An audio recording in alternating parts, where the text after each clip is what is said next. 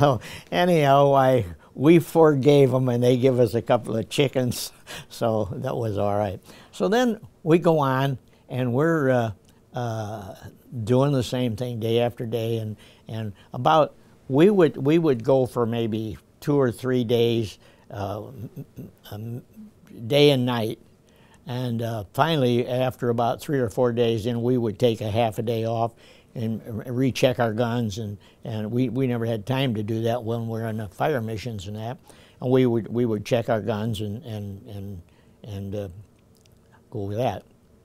So we used to have once in a while a burgermeister or somebody, town council or somebody, would come and meet us at the city limits or just outside of town, and sometimes they'd be waiting out there for you, and we come to a town that the burgermeister had notified somebody that there were some snipers in the town, and they were up in the church steeples where they usually were, and snipers.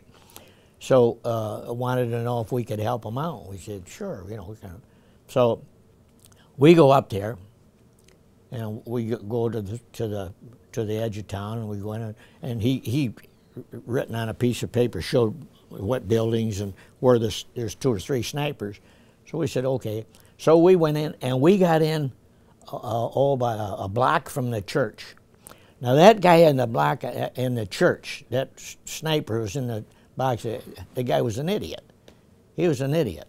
I come down that street, and I got about 3/4 of a block from that church. That guy shot at me.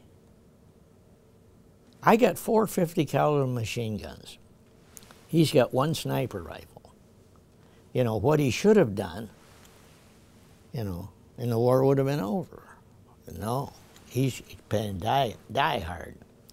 So we pull up a little bit, and I hollered for my driver to stop, and he stopped, and I turned my guns over that way, and I just hit the right at the steeple, and I just hit the trigger, and it just went like that, and full of holes. You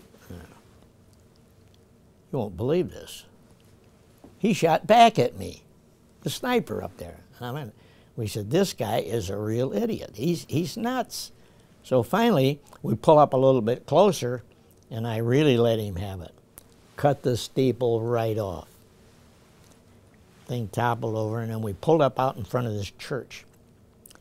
And stopped. Of course, the driver couldn't get out because we never leave the machine alone.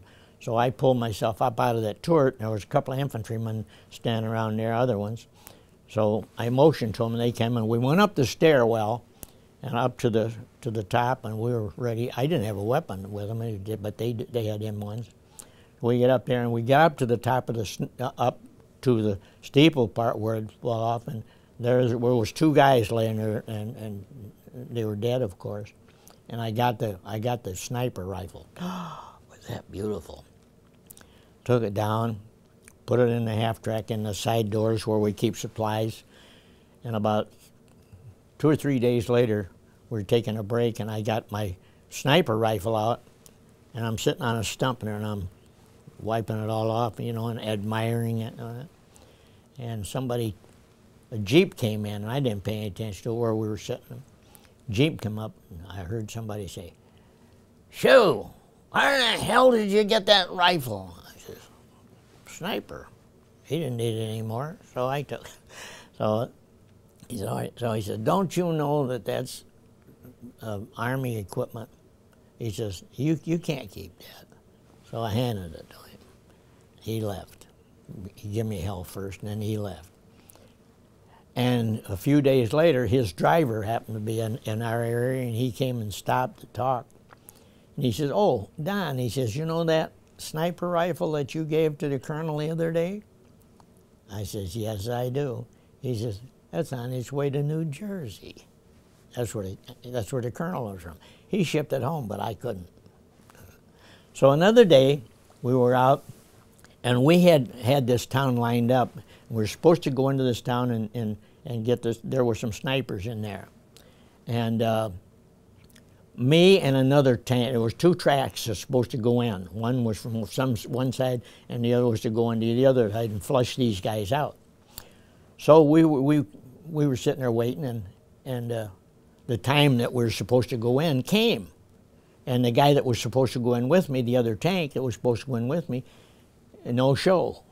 And we said, well, he maybe got in trouble someplace, so, well, it's time to go in, so I'll go in alone. Well, with my track, I'll go in again. So we went in there, done some shooting, just shooting at anything that wouldn't move, and went through the town, and it was just a real small town. So we come back out, and just as I come back out of town, we're on the outer edge there, this other half track comes up. And I think we both said at the same time, where you been? The guy says, well, we were, he got his map out, and he says, we were over here. So we looked at the map. I was in the wrong town. Here I was in there shooting this town up that was ours.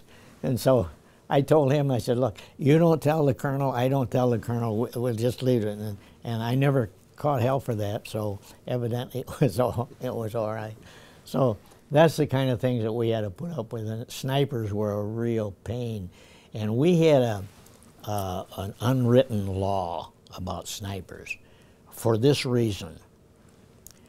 More than once, several times, I've seen a guy laying on the road or on the street or in the ditch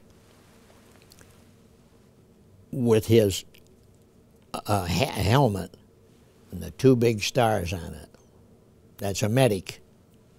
They were the same as we did, only they had two white dots with a red cross. Dead, and a bullet hole right through the red cross. Snipers used them for target practice. Man, they used. So we had an unwritten law that you didn't take a sniper prisoner. They'd be up in a steeple or up in a high building someplace, and then they'd be giving the townspeople crazy, driving them nuts, and us too. And you couldn't get at them. And finally, after a while, they would come out, they would run out of ammunition or something, and then down the stairs they'd come, and they'd come out the door like this. Tough bananas. They wouldn't get off the porch, and somebody'd blow them up. Snipers, you never take them prisoner of war. Same thing with SS. SS were the cream of the crop. They're the ones that caused all the trouble. The German Army Wehrmacht, that's the regular Army Wehrmacht, those guys were good guys. I've met a lot of them guys under some bad circumstances, and they were just like we were. They were good soldiers, and they wouldn't do that. But SS were criminals, and they paid dearly for it, because we never took a German prisoner, never. We were going, a lot of river crossings we made. And I never will forget the crossing of the river, the Moselle River at Douillard, France. We'd had trouble, well, we hadn't, but the infantry had big problems trying to get across the river there, because the Moselle River, and after you cross it, the land goes up like that, and it's all wooded area up there. So the Krauts were all up in there, and they could see every move that we were making on the water and off the water. So it was a tough banana to get in there. And we had airplanes come in and strafe that area and all that, but they were dug in pretty good, and it helped, but it wasn't up. So finally they called us down there to see if we could help. So I think we sent 5 half-tracks down there one day, and we started digging them all in on the shore. And we were getting blasted from the hills. They were throwing mortars down on us, and so we finally, after about 2 or 3 days there, they had the push that was on. So they says, tomorrow morning we're going to go. So tomorrow morning we get all set. We had our half tracks all set up along right on the water's edge. So the next morning, right after dawn, we got the word to go. And we just opened up, and the trees ahead of us, they didn't clear the trees or anything for us.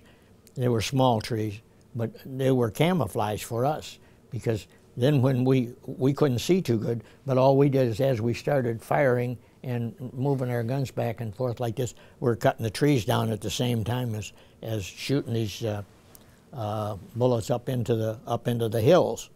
And as I was sitting in that, I never will forget, I was sitting in that turret, and I could look up through these trees, and as we opened up with our 5 guns firing, and we could see Germans running in every way up there and falling, so you knew you were getting them. So that was a good success there. We went in there, and we only had, I think the infantry only had 2 or 3 casualties. They come in from the sides. They had crossed downstream and upstream and went in, and then they come in from the sides as we were shooting up the middle. And they took about 250, 300 prisoners, our boys did. And so that was a real successful attack. And so we started doing that after that. If they were crossing a river or something, they'd send us up there and get everything all set, and away we would go.